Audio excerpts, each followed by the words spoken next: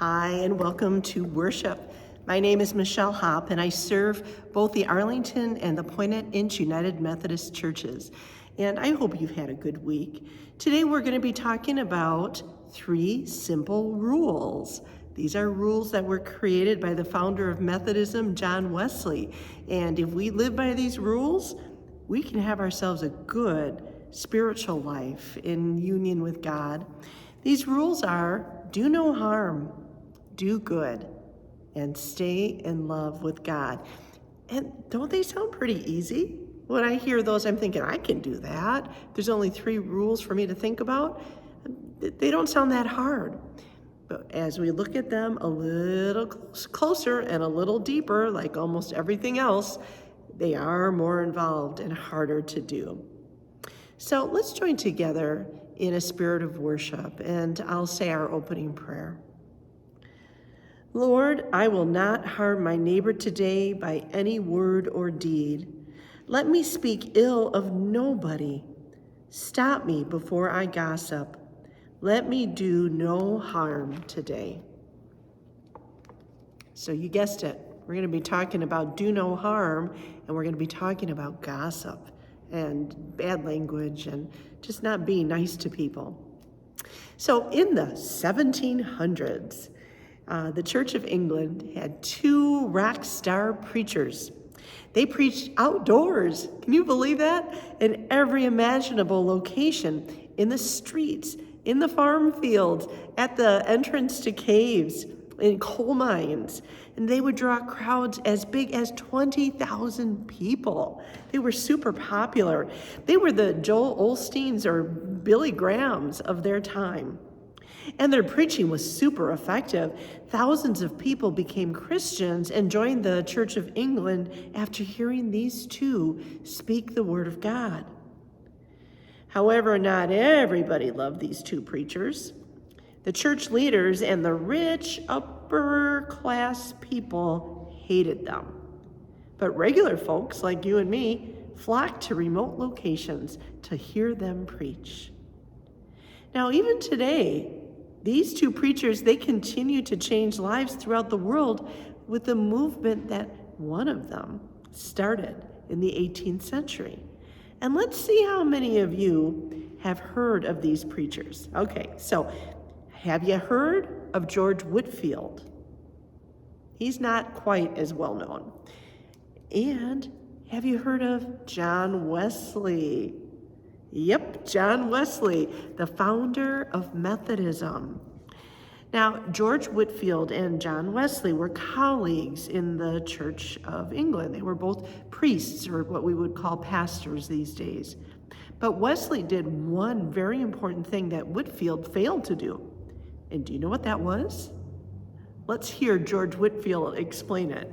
He said, "My brother, Wesley, acted wisely. The souls that were awakened under his ministry, he joined to societies and thus preserved the fruit of his labor. This I neglected, and my people are a rope of sand." Even though both men were excellent preachers and they were bringing people to Christ, only Wesley recognized that new believers need structure and discipline to support their new faith. So Wesley organized them into special groups called societies that met every week, where they learned together and they prayed. They asked him, the people in these societies, his new believers, they asked Wesley, "How can I be the best Christian I can be?"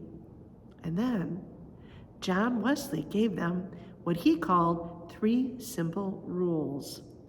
Do no harm, do good, stay in love with God.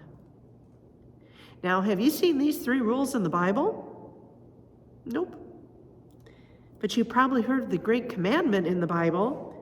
In his 3 simple rules, Wesley is undoubtedly referring to the great commandment from Matthew 22, where Jesus said, "You shall love the Lord your God with all your heart, all your soul, with all your mind."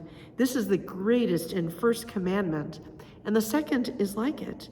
You shall love your neighbor as yourself.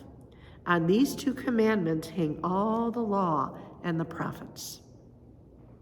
Well, Wesley simplified the Great Commandment by telling people that if you want to love God and you want to love people, you just have to live by these 3 simple rules, which are do no harm, do good, and then stay in love with God. Those 3 simple rules. Well, in 18th century England, the world, the country, but the world also around it was changing rapidly.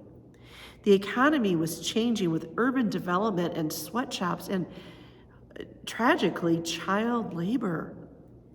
And society was changing. And the slave business was big business in England. The government was changing. Wars were common. The world was a crazy place to live in during the 1700s. And the 3 simple rules helped Methodists, these early Methodists, keep their new faith and stay grounded. Doesn't it feel like we're living in a crazy world right now, too? We've had economic upheaval and societal changes, government unrest. It seems like a good time to become reacquainted with Wesley's 3 simple rules. So today we're going to examine rule number 1, which is do no harm. So let's start by looking at John Wesley's very words from the Book of Discipline. It says, first, by doing no harm, by avoiding evil of every kind, especially that which is most generally practiced, such as, and let's see if this list looks like today, drunkenness, fighting, brawling, slaveholding, tax fraud, loan fraud, buying or selling slaves, shady business practices, taking the Lord's name in vain. Yeah, most of those. And in some countries, all of those are still harmful practices. And these evil things in this list, they seem obvious, but slave owning was a big deal in 18th century England. And here is where Whitfield and Wesley disagreed. Wesley believed that slavery was utterly wrong and contrary to Christian living, whereas Whitfield, well, he was a slave owner. He owned a lot of slaves, and he owned a lot of property. Wesley said, do no harm by avoiding evil of every kind, especially that which is most generally practiced. So what kind of harm do we most generally practice in our society today? Well, I think mostly it's the harm we do towards one another with our speech. And how do we practice this evil speech? Well, with cruel words, the mean ways that we talk to each other, the thoughtless ways that we use our words. Oh my goodness, when we use unkind words on social media, negativity, gossip, sarcasm, insults, put-downs, backstabbing, and any other kind of venom that comes spewing out of our mouths. You might think that the simple rule, do no harm, means just don't kill somebody or don't steal property that belongs to them. But instead, do no harm. Often it talks about, we're referring to our speech. As the Apostle James in today's scripture says, those who consider themselves religious, which I think many of us do, and yet do not keep a tight rein on their tongues, deceive themselves, and their religion is worthless. My friends, your words do matter. How you speak to each other matters. What you post on social media matters. And why is that? Well, because as Proverbs 18:21 says, the tongue has the power of life and death. Even though our tongue is small, it is the strongest muscle in our body. I did not know that. And it can do terrible harm when we use our tongue to gossip. I want to tell you a story about a wildfire back in 2000 in the Black Hills of South Dakota. Now, this fire was out of control for 2 weeks as firefighters were working around the clock to try to put it out. Over 83,000 acres of national forest were burned. And the economic cost was staggering. $9 million worth of firefighting fees, $11 million to replace the trees and the roads, and $22 million worth of destroyed trees, basically the lumber part of it. And do you know how the fire started? How do most fires start?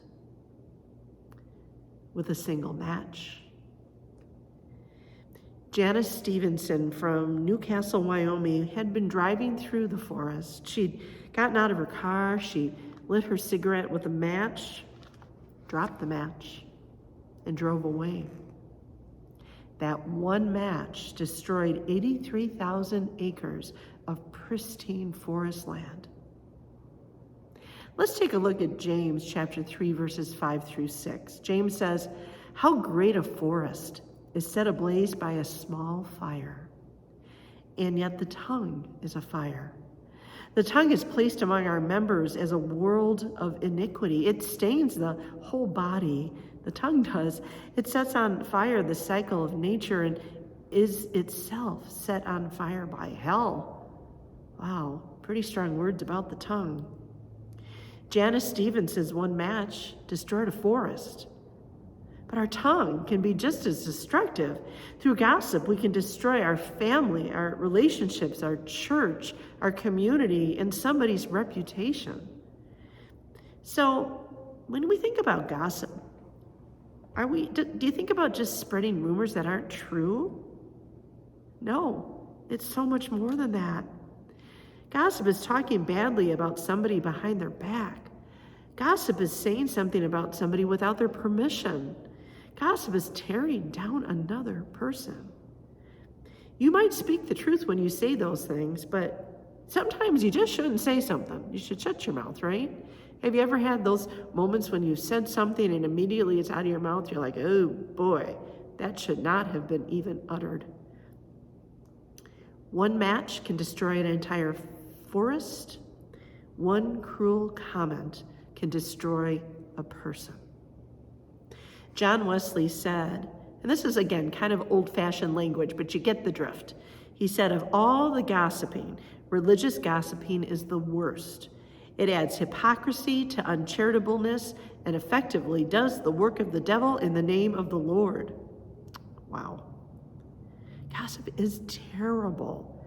But in addition to gossip, we can also significantly hurt each other by the way we speak to each other. Let's look again at James 3, this time at 7 through 8. He writes, "For every species of beast and bird, of reptile and sea creature can be tamed and has been tamed by the human species, but nobody can tame the tongue, a restless evil full of deadly poison." Well, I used to do customer service. I know a lot about the tongue. I know a lot about how people talk to each other. Oh my goodness. Most people were wonderful, even at times when things weren't going well. But some people said terrible, terrible things when they were frustrated or angry. They yelled, they cursed, they screamed, they threatened. They were sarcastic, they were critical. They were just plain nasty. Well, one day at my old job, we had a massive internet outage, and I spoke with an upset woman who couldn't get to her online banking. Now, let's just be truthful. She could have called the bank and gotten this taken care of, but no. To her, this was like the biggest crisis since the beginning of time. And she called me stupid, and she called me lazy, and she said our company was fraudulent and that the owner was incompetent, and she cursed and she screamed for several minutes actually, and I finally just put the phone down because I could still hear her because she was screaming. I'm like, I don't need to listen to that. And so as soon as I heard her come up from breath, I picked up the phone again and I apologized for the inconvenience, and then she started cursing again. I mean, it was so unpleasant. And even though I knew that this woman's behavior was not my fault, and I knew that it wasn't aimed at me as a person, it was so awful that it shook me up. When the outage was over, I got my nerve up and I called the woman back to let her know that she could, get online and do her banking now. And instead, I had the pleasure of listening to her answering machine. And her answering machine had her voice. And her voice said, "If you can speak English, leave me a message. But if you can't speak English, hang up and go back to your country." Oh my goodness, such hatred. This woman spewed venom with her words, affecting everybody in her path. Now, you might think, this is no big deal. People talk like this every day. They always have, they always will. But what did James call this kind of talk? He called it deadly poison. Because when you open your mouth and you let loose, terrible things can come out of it. And it's a real tragedy when we let our untamed tongue just go, because we often spew deadly poison. And who do we hurt with our poison? Well, our family, our friends, our spouse, our coworkers, our neighbors. Last month, a Sauk Prairie junior, his name is Sawyer Martin, decided that life was just too painful. And his parents wrote this in his obituary.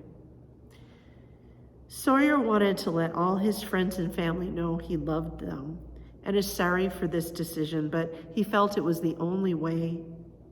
Sawyer was loved by so many, but that love couldn't keep him with us. And then they go on to say, "People, be kind, because words and actions can hurt. It doesn't matter if you don't like someone. You don't have to make them feel like a disappointment. Kids, be nice.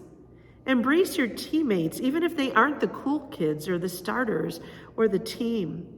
Encourage each other and be there for one another. Don't break each other down. You never know what other people are going through and what are you really getting out of it. Mental health doesn't always show on the outside, and it is sure hard to see what people are feeling on the inside." Sawyer's parents, Joel and Jessica Martin, started the Be Kind movement in the Sauk Prairie area. And businesses have started to put the words "Be Kind" on their electronic signs all over Sauk Prairie, Merrimack. When I get on the ferry, there's a big billboard on the sidewalk, one of those, sidewalk billboard thingies that says "Be Kind" on it. When you go to Baraboo, the Dells, you're seeing these "Be Kind" signs all over the place. Residents get the red, white, and blue yard signs, or they might be black. I haven't quite figured out the bottom color, with the words "Be Kind" for their yards. Well, they're probably red, white, and black because those are the Sauk Prairie school colors, and Sawyer was active in sports. And the message is spreading, the Be Kind message. I've seen these signs in the Poinette area. We have some in our church yard, both the Sauk one and there's a new Poinette one. The Chris and Lori Bakehouse across the street has one of the Sauk ones. The local art teacher, Ann Crawford from Poinette, has created an orange puma Be Kind sign, and Poinette residents are starting to display these in their yards also. And this is important because of Isaac Buboltz. He's a young man from the Poinette school district who recently lost his life. He gave up hope. His parents wrote on his obituary, "Your wings were ready, but our hearts were not." The Poinette High School has organized a student group called the Hope Squad. Students are trained to recognize the warning signs of suicide, reach out to peers in distress, and refer them to trusted adults. The nice thing about all of the sign sales is that proceeds go towards helping people with mental health issues. And the ones in Poinette are specifically the proceeds for the Poinette signs are specifically going to fund the Hope Squad training so that these high school students can go and help the people who come to them and need assistance during those times. And I just want you to know, if you or someone else is in a crisis, you can call a very easy number. It's 988. You can call or you can text it, and you'll be connected to an existing local call crisis center. You'll never be put on hold. You'll get a hold of somebody immediately. Bullying needs to stop. We must tame our tongues and teach our children to do the same. Let's look at James 3, 9 through 10. He says, with our tongue, we bless the Lord and Father. So we do that, don't we? When we're in church and we're praying, we're blessing God with our tongue. We're saying great things with it. But with that same tongue, James says, we curse those who are made in the likeness of God. From the same mouth come blessing and cursing. My brothers and sisters, this ought not to be. And yet it is. Christians gossip, and they bully too.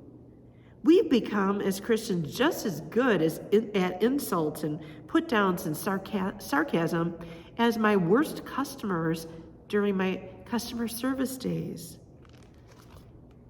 We forget that our enemies are human beings, people loved by Jesus and created in the image of God. That also goes for politicians, public figures, and leaders, folks. They're human beings. They're loved by Jesus and created in the image of God. It is not okay to spew venom with our words. And this goes for social media posts as well. When you type your poison on social media for others to see, you damage the reputation of Christians as you're hurting people. Remember that the tongue has the power of life and death. Sawyer Martin's parents know this truth painfully well. They wrote, love hard because life is unpredictable. We will always leave a window open. Soar high, Sawyer, and be free. Be free, son. You know the first rule, do no harm? It sounds simple at first, doesn't it? But the minute we open our mouths to say gossip or say cruel things, we break rule number 1. So what can you do to do no harm? Well, maybe you can put a be kind sign in your yard, or perhaps you can write do not harm on a post-it note and put it up on your bathroom mirror so you can see it every day. Or maybe you can start each day with the words of the psalmist where he said, set a guard, O Lord, over my mouth. Keep watch over the door of my lips. My friends, be kind, and please do no harm. Amen.